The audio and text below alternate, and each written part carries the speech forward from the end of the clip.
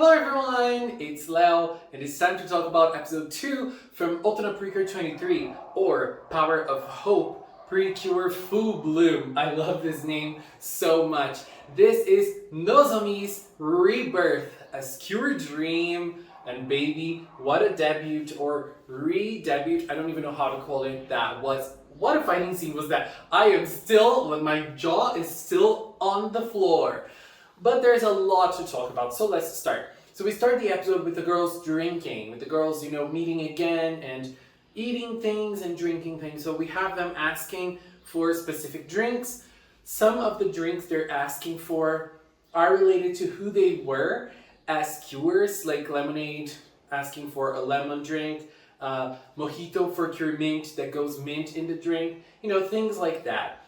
And Karen is the only one who is not drinking alcohol because she is a doctor and she can be called in anytime. And I feel like the importance of that scene, apart from those, little callbacks to their original cure forms, is also the idea that they're all going on with their lives. And it's interesting to see that they're all achieving something. Urara is going to work on a big play of a very, very strong and renowned director in the theater, so everyone is excited for her. We have Komachi, who has written a book and she won a prize with the book she wrote. There is Karen being a doctor already, which is already a big thing, Rin designing jewels, and we finally learn why Kurumi is here on Earth. So Kurumi talks about the fact that she's now a secretary, and she is here to train as a secretary to be a better secretary for Cocoa and Nuts in Palmyra Kingdom. So she mentions them, she mentions Syrup, and in this episode we also see Syrup and Nuts. And so she is just here training. I thought there was a bigger reason, but it's just as simple as that. She is the same Milk as she used to be. She is someone who is trying her best to help Palmyra Kingdom and the kings from that country. So she is doing what she can. And I feel like what's really important about that scene is the fact that everyone seems to be somewhere in their lives, but them as individuals, they see themselves as failures. It seems that it happens with every single one of them. They have kind of achieved what they wanted, but they're not quite there yet. Every one of them is struggling and going through something hard in their occupations. So we have seen that Nozomi and Rin are going through hardships in their jobs in episode 1. And now in episode 2, we see that happening with Urara. Urara is not able to connect with the character that she is supposed to play. And that is definitely the biggest character that she's ever done. I mean, there was also that character in Go-Go that was the last character that her mom has played, which probably was a big one too. But this time, it's like, it seems that it's even bigger because it's like this very important director in theater. Everyone wants to work with her, and Urara made it. But we see Urara struggling. We see Karen struggling with being a doctor as well. And we also see that some of the things are outside of her reach. There are certain things that she cannot do. She was taking care of a man and he didn't want to eat, and he was fine. But he lost his job probably because of the surgery that he had to undergo. And I love that this episode had lots of undertones about Japanese workplace and workplace in general. I feel like, obviously they were talking about the Japanese workplace, but I feel like we can understand those things in lots of different places, and I could definitely understand the stress that man was going through. And we can also see that happening with Milk or Kurumi or Mino. She has been working extra hours, and she isn't being paid by them. So, very sad. And then we get to Komachi, which I feel like is the one that they spent a little bit more on. So what happened with Komachi is that, like everyone else, she had something good happening for her, which is the book she wrote that won a prize.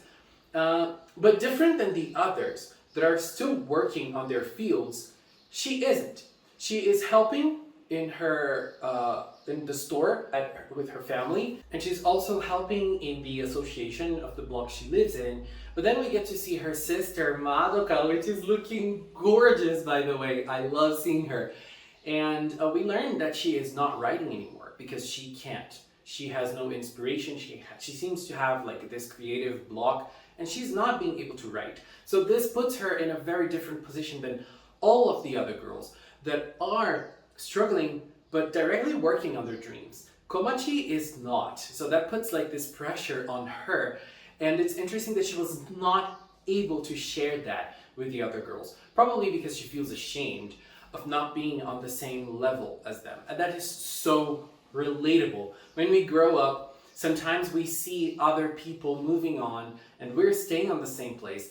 And it's not right, but we do compare ourselves to them. We do look at them and say, well, I'm very behind.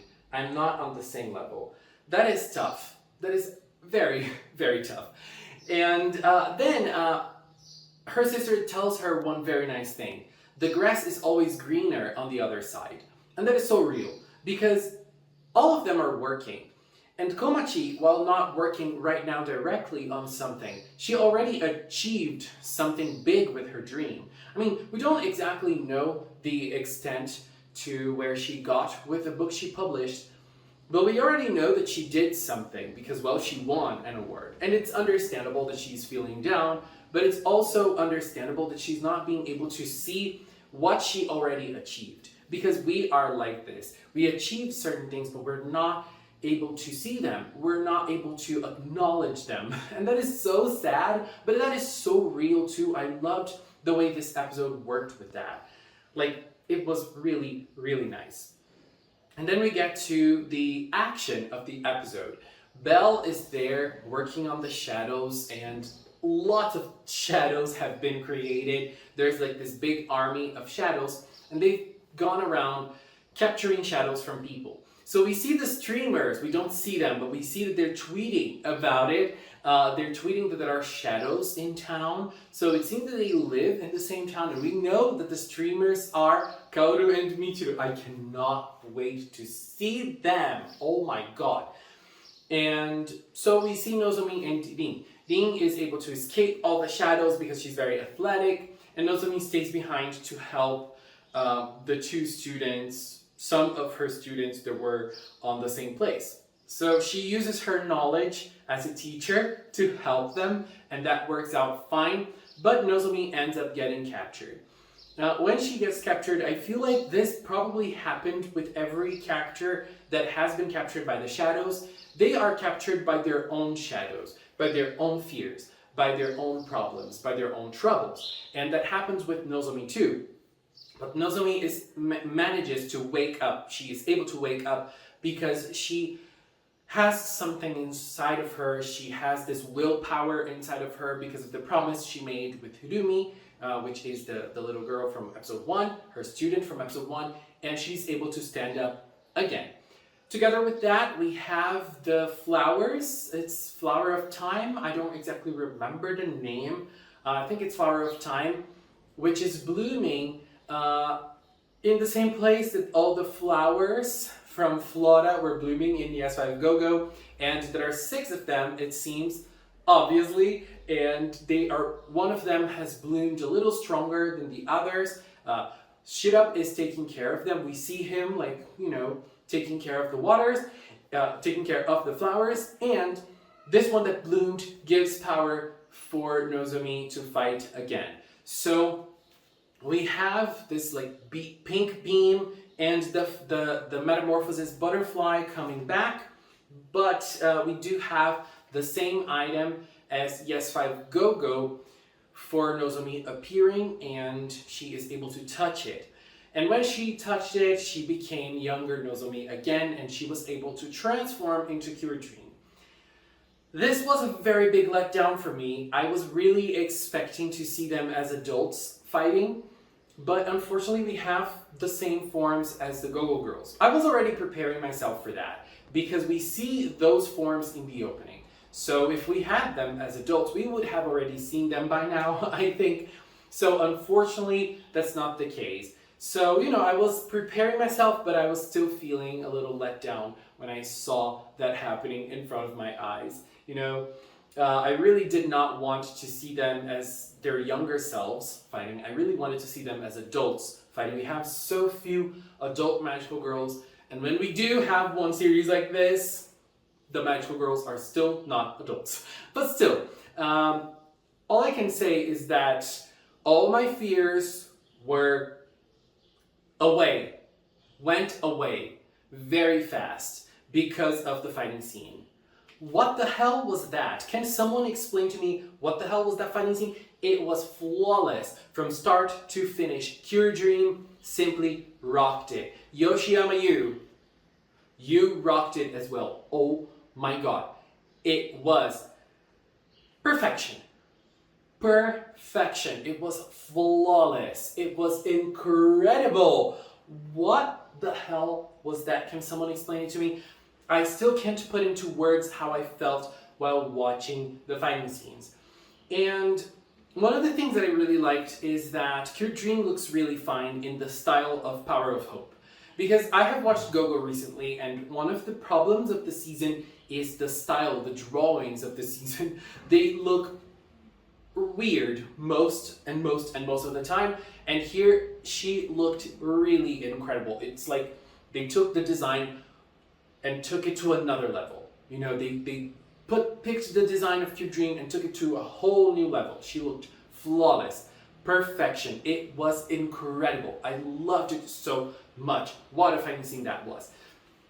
And so she uses her same attack, PreCure Shooting Star, which is also another downside to me. I really wanted to see new stuff, and I feel like there's this idea of maybe like adults can't fight, adults can't be magical, adults can't dream, life is too hard for adults, and that's why she has to revert back into a teenager to be able to fight.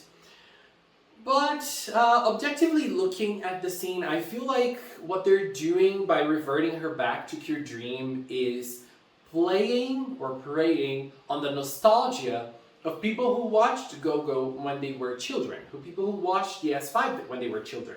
Because this is what this series is for. I watched Go-Go like last month, but people who grew up watching Go-Go will definitely feel their heart getting warmer by seeing the original Cure Dream, So I think at least that it's not because, they're adults can't fight, adults can't be magical. I don't think that's the reason. I think that the reason is let's play on the nostalgia of those people. Let's warm their hearts a little more by them seeing the hero from when they were a child, from when they were children. So I feel like that's the idea behind this specific Cure Dream, coming back. And that's that's definitely what's going to happen with all the others. So I'm definitely excited to see the other Cures, but I'm happy that it was only Cure Dream today. There was like a little time for it to happen, and a great fighting scene. Oh my god, I am still shook with that. And the way she was up there in the building with the cell phone. Oh my god, that was everything. I loved it so much. It was really nice. And next week we're going to see the girls, knowing about it and talking about it. And it seems that it's going to be a Karen episode, so we're probably going to see Cure Aqua. So other things to consider. I forgot to mention Ring's drunk scene. I loved that scene so much. Oh my god, Ring is the best drunk girl of all of them. I'm loving Ring so much. She's incredible. And it's funny to see her, the voice actor voicing Ring and Kenta at the same time, because they're the same voice actors. It was nice. And another thing, which is they're reusing basically the same transformation stock footage animation. And I wonder if that's a good thing. I mean, I would have loved to have seen new transformation scenes, but I wonder if that's a good thing, because then they can focus on like other scenes and other stuff in terms of animation, like we had in this episode with the fighting scene. Maybe this way they're able to create like more impactful fighting scenes. I don't know. Just food for thought. Anyways, this was my opinion on episode 2 from OTONA PreCure, Power of Hope PreCure Full Bloom. I am loving this series. It's really incredible, and I'm loving how they're working with disappointment and hardships in adulthood. I really am curious now for Komachi's story because she is in a different position than everyone else. So I feel like her story is probably going to be the most interesting one. Apart from Nozomi, obviously she's the main character, but you know, I feel like there is going to be something very interesting there for Komachi, and I'm very excited for that. Anyways, this is it for now. I want to take this little time to thank the members of the Magical Cinema channel. If you are a member, thank you very much for your support. And if you've watched up until now, thank you so much as well. Thank you so much for watching, and until next time, bye bye!